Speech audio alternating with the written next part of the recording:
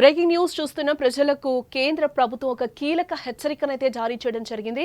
పిల్లల దగ్గుమందు విషయంలో కీలక సూచనలు చేసింది. రాష్ట్ర ప్రభుత్వాలకు అత్యవసర ఆదేశాలను కూడా ఇవ్వడం జరిగింది. 2 ఏళ్లలోపు పిల్లలకు మందులు ఇవ్వద్దు అంటూ కూడా కేంద్రం ఆదేశించింది. నాణ్యతా పరీక్షల్లో 40 సిరప్ నమూనాలను ఫెయిల్ అయినట్లుగా కూడా తెలుస్తోంది. ప్రమాదకర సిరప్ అమ్మకాలపై తాత్కాలికంగా నిషేధం విధించారు. దగ్గు జలుబు మందులు సూచించడం నిషేధం అంటూ కూడా ఇక్కడ కేంద్రం చెప్తోంది. ప్రతి తల్లిదండ్రులు కూడా బిడ్డలకు కొంచెం జలుబు చేసినా దగ్గొచ్చినా వారి గుండె తల్లడిల్లిపోతూ ఉంటుంది. వెంటనే దగ్గు సిరప్ తీసుకొచ్చి తాగించేస్తూ ఉంటారు. కానీ ఇప్పుడు ఆ దగ్గు మందులే చిన్నారుల పాలిట మృత్యువు రూపం దాలుస్తున్నాయనే వార్త ఇప్పుడు దేశవ్యాప్తంగా కూడా కలకలం రేపుతోందని కూడా చెప్పుకోవచ్చు. పొరుగు రాష్ట్రాలైన మధ్యప్రదేశ్ అలాగే రాజస్థాన్లో ఇదే జరిగింది. అభం శుభం తెలియని చిన్నారులు పెద్దల కోసం ఉద్దేశించిన దగ్గు సిరప్ తాగి ప్రాణాలు కోల్పోవడంపై కేంద్ర ప్రభుత్వం ఒక్కసారిగా కూడా అప్రమత్తమైంది. ఈ నేపథ్యంలో రాష్ట్ర ప్రభుత్వాలకు అత్యవసర ఆదేశాలైతే జారీ చేసింది. 2 ఏళ్లలోపు చిన్నారులకు దగ్గు జలుబు మందులు అసలు సూచించకూడదు, ఇవ్వకూడదు అని కూడా స్పష్టం చేస్తూ ఉంది.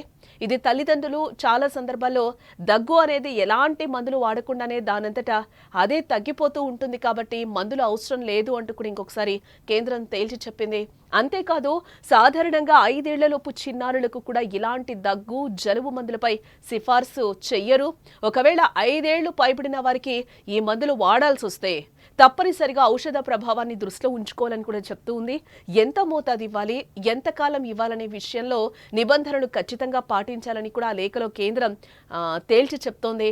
మధ్యప్రదేశ్ రాజస్థాన్లో చిన్నారుల మృతికి కారణమైన దగ్గు సిరప్పుపై దర్యాప్తు అయితే ఇంకా కొనసాగుతోంది. ఈ సిరప్పుపై దృష్టి సారించిన అధికారులైతే పరిశోధనలో ఒక షాకింగ్ నిజాలనైతే వెలికి తీశారని కూడా ఇక్కడ మనం చెప్పుకోవచ్చు. గత 2 ఏళ్ల కాలంలో ఈ సిరప్ కు సంబంధించి జరిపిన నాణ్యతా పరీక్షల్లో ఏకంగా 40 నమూనాలు విఫలమయ్యాయని కూడా అధికారులు గుర్తించారు. ఈ నాణ్యతా లోపాల కారణంగానే పిల్లలు ప్రాణాలు కోల్పోయినట్లుగా కూడా ప్రాథమికంగా నిర్ధారించడం జరిగింది. అధికారులు వెంటనే చర్యలు తీసుకున్న అధికారులు ఈ సిరప్ అమ్మకాలపై తాత్కాలిక నిషేధాన్ని అయితే విధించారు. సాధారణంగా పెద్దల కోసం తయారు చేసే కొన్ని దగ్గు సిరపుల్లో ఉండే హెవీ డోస్ లేదా కొన్ని రసాయన పదార్థాలు పసిపిల్లల సున్నితమైన శరీరాలపై అలాగే ముఖ్యంగా వారి కిడ్నీలపై తీవ్ర ప్రభావాన్ని చూపి ప్రాణాంతకమవుతాయని కూడా వైద్య నిపుణులు హెచ్చరిస్తూ ఉన్నారు. అందుకే డాక్టర్ సలహా లేకుండా ముఖ్యంగా 2 ఏళ్లలోపు చిన్నారులకు ఎలాంటి మందులు ఇవ్వకూడదని కూడా కేంద్రం ఇక్కడైతే హెచ్చరిస్తూ ఉంది. దగ్గుమంది ఇప్పుడు ప్రాణాలు తీస్తోందని కూడా మనం చెప్పుకోక తప్పదు. ఒక్కరు కాదు, ఇద్దరు కాదు, ఏకంగా 12 మంది చిన్నారులు మరణించడం ఇప్పుడు సంచలనంగా మారిందని కూడా చెప్పుకోవచ్చు.